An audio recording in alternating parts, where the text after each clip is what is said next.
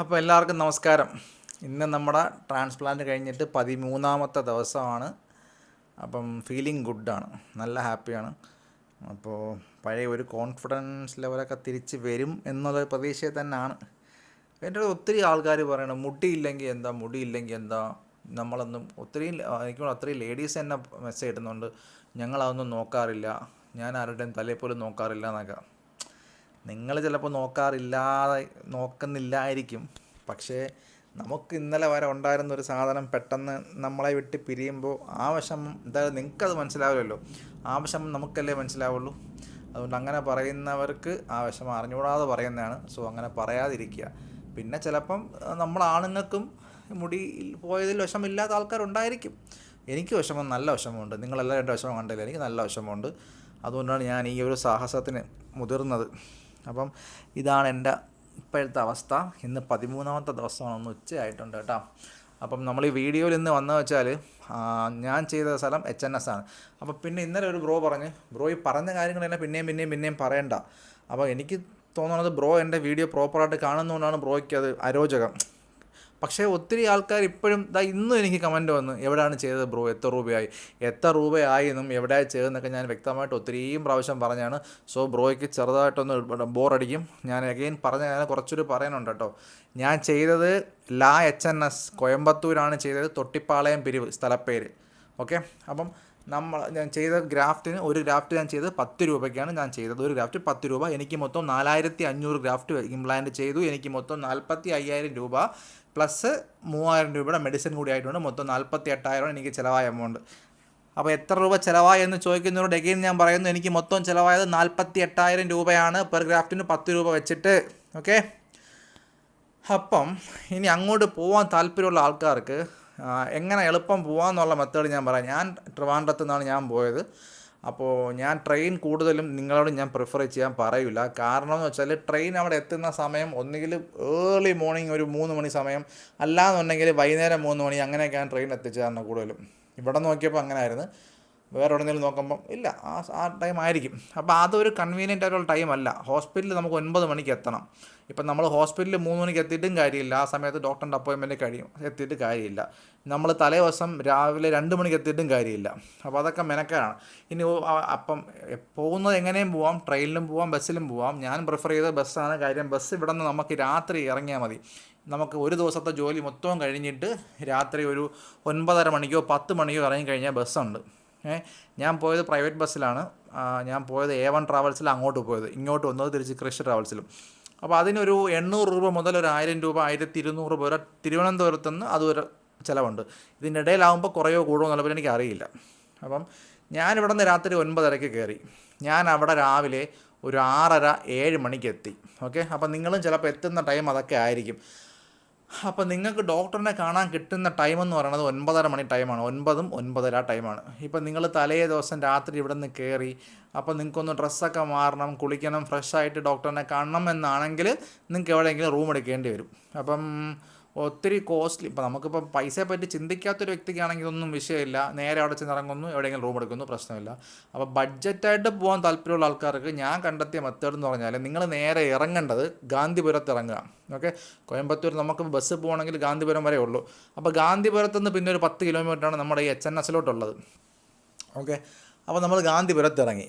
പക്ഷേ ഒരു plus point ഉള്ളതെന്ന് വെച്ചാൽ, ഇപ്പം ഗാന്ധിപുരത്ത് നിന്ന് നമ്മളിപ്പോൾ 7 മണിക്ക് ഗാന്ധിപുരത്തെത്തി. അപ്പോൾ നമുക്ക് അവിടെ നിന്ന് ഒന്ന് കുളിച്ച്, ഇപ്പം 2 രീതിയിൽ ചിന്തിക്കുന്നവർക്ക് ചിന്തിക്കാം. 2 മണിക്കൂറത്തിന് വേണ്ടി ഒരു റൂം എടുത്തൊന്ന് കുളിച്ച് ഫ്രഷ് ആവണോ, ഇല്ല ജസ്റ്റ് ഒന്ന് സ്പ്രേ ഒക്കെ അടിച്ചൊന്ന് വായും കഴിവിട്ട് 2 മണിക്കൂറൊന്ന് വെയിറ്റ് ചെയ്ത് എവിടെയെങ്കിലും ഒരു കാപ്പിയെ കുടിച്ചിട്ട് 9 മണിക്ക് അങ്ങ് എത്തിയാൽ മതിയോ? അങ്ങനെയുള്ളവർക്ക് അങ്ങനെ പോകാം. ഓക്കെ. പക്ഷേ ഞാൻ ചിന്തിച്ച രീതി എന്ന് പറഞ്ഞാൽ, നമ്മൾ ഡോക്ടറിനെ ഫസ്റ്റ് അപ്രോച്ച് ആദ്യമായിട്ട് കാണാൻ പോവാണ്. ചെന്നുടനെ അവിടെ റൂം കിട്ടിയാലും കുളിപ്പൊന്നും നടക്കൂല.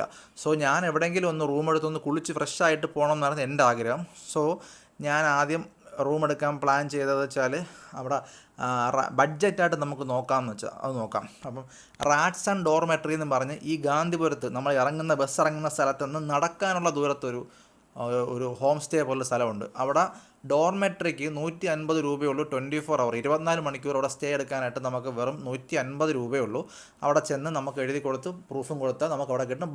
ബാത്റൂം എല്ലാം കിട്ടും. അപ്പോൾ നമ്മളിപ്പം ട്രെയിനിൽ പോവുകയാണെങ്കിലും ബസ്സിൽ പോവുകയാണെങ്കിലും ഏർലി മോർണിംഗ് എത്തിയാൽ നേരെ റാഡ്സണിൽ പോവുക. ഗാന്ധിപുരത്താണ് ഇറങ്ങും നമ്മൾ. ഗാന്ധിപുരത്ത് നിന്ന് നടന്നു പോകാനുള്ള ദൂരമുള്ളൂ. നേരെ റാഡ്സണിൽ പോവുക. ഞാൻ റാഡ്സൻ്റെ കോൺടാക്ട് ചെയ്യാൻ താഴെ കൊടുക്കാം. റാഡ്സൺ ഡോർമെട്രി അവിടെ പോവാം. 150 രൂപയ്ക്ക് നമുക്ക് 24 അവർ കിട്ടും. അപ്പോൾ നമ്മളിപ്പോൾ 7 മണിക്ക് എത്തിയാൽ നമുക്ക് 2 മണിക്ക് അവിടെ ചെന്ന് ജസ്റ്റ് കുളിച്ച് ഒന്ന് ഫ്രഷായി ഡ്രസ്സൊക്കെ മാറി ഡോക്ടറിനെ കാണാൻ നേരെ 9 മണിക്ക് പോയിട്ട് സിമ്പിളാണ്. അപ്പം അത് റാഡ്സൺ. അല്ല എന്നുണ്ടെങ്കിൽ പിന്നെ ഞാൻ അവിടെ എടുക്കാത്തതിൻ്റെ കാരണം എന്ന് വെച്ചാൽ ഞാൻ സത്യം പറഞ്ഞാൽ ഞാനൊരു വലിയ ലഗേജ് കൊണ്ടൊക്കെ പോകുന്നത് എന്തിനാണെന്ന് എനിക്ക് അറിഞ്ഞുകൂടാ. പിന്നെ പോകുന്നവരോട് എനിക്ക് പ്രത്യേകിച്ചൊരു കാര്യം പറയാനുള്ളത്, ആരും ടീഷർട്ട് കൊണ്ട് പോകരുത്. യൂസ്ലെസ് ആണ് ഈ സാധനം. കാര്യം നമുക്ക് ഒരു ഉപയോഗമില്ല അവിടെ പോയിട്ട്. ഇനി ടീഷർട്ട് മാത്രമേ ഉള്ളൂ എന്നുണ്ടെങ്കിൽ നമുക്കിത് കീറി എടുക്കേണ്ട സിറ്റുവേഷനാണ്. കാര്യം നമുക്കിത് ഗ്രാഫ്റ്റ് വെച്ച് കഴിഞ്ഞാൽ പിന്നെ തലേന്ന് ഊരിയെടുക്കാൻ പറ്റില്ല. സോ പോകുന്നൊരു മസ്റ്റായിട്ട് ഷോർട്ട്സും ഷർട്ടുകളും കൊണ്ടുപോകാം. ഒരു 3-4 ഷർട്ട് കൊണ്ടുപോയാൽ നന്നായിരിക്കും. നമുക്ക് അറിയാമല്ലോ, എളുപ്പം ഊരാനിടാനും എളുപ്പമായിരിക്കും. അതുകൊണ്ട് പോകുന്നൊരു മസ്റ്റായിട്ട് ഷർട്ട് കൊണ്ടുപോകാൻ ശ്രമിക്കുക. ടീഷർട്ട് പൂർണ്ണമായിട്ട് ഒഴിവാക്കുക. ടീഷർട്ട് കൊണ്ടൊരു കാര്യമില്ല. പിന്നെ എത്രത്തോളം ലഗേജ് കുറച്ച് കൊണ്ടുപോകാൻ പറ്റുമോ അത്രത്തോളം നല്ലത്.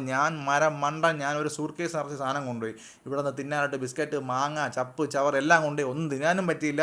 എനിക്ക് ഈ സാധനം സൂക്ഷിക്കണം എന്നുള്ളതുകൊണ്ട് തന്നെ ഞാൻ ലാപ്പൊക്കെ കൊണ്ടുപോയി. വർക്ക് ചെയ്യാനുണ്ട് ഞാൻ ലാപ്പൊക്കെ കൊണ്ടുപോയി. പക്ഷെ അവിടെ പോയിട്ട് വർക്ക് ചെയ്യാൻ ഒന്നും പറ്റിയില്ല. സോ നമ്മൾ നമ്മുടെ പേഴ്സണൽ തിങ്സ് മാക്സിമം കുറച്ച് കൊണ്ടുപോവുക. കുറച്ച് കാശ് കയ്യിൽ കരുതുക. ഓക്കെ, ഇതാണ്. അപ്പം ഞാൻ പറഞ്ഞില്ല, റാഡ്സൺ ആണ് നമുക്ക് ഏറ്റവും ചീപ്പായിട്ട് എടുക്കാൻ പറ്റുന്ന കണ്ടീഷൻ. എന്നിട്ട് നമ്മൾ കുളിച്ചെല്ലാം ഫ്രഷ് ആയല്ലോ. അപ്പോൾ നമുക്കിനി ഇവിടെ നിന്ന് നേരെ HNS എത്തണം. HNS എത്താനായിട്ട് എഗെയിൻ ചീപ്പായിട്ട് 2 മെത്തേഡ്. ഒന്ന് അവിടുത്തെ ബസ് സർവീസ്. ബസ്സൊക്കെ ഇഷ്ടം പോലെ ബസ്സുണ്ട്.